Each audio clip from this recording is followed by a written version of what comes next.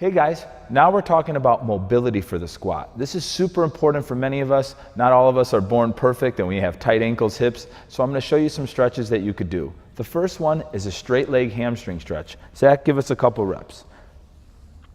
All the way down, all the way up. Good. Come up a little quicker for me, Zach.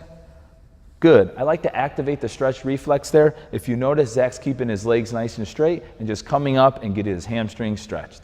The next stretch that we're going to go into is a seated pigeon.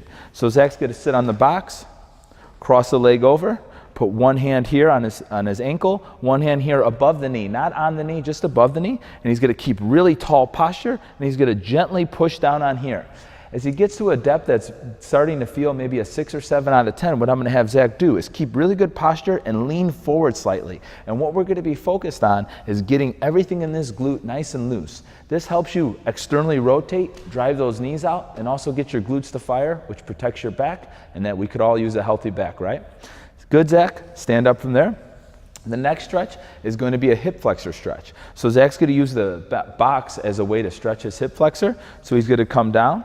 Very good. He's going to have his front foot up. And what he's going to do, he's going to sit up really nice and tall. Now, the key to stretching this part of your hip flexor, believe it or not, guys, is squeezing this butt cheek that's behind you. So squeeze that really tall, Zach. Very good. If you need a little extra stretch, you could take your arm and stretch your body up and over a little bit more, just like that.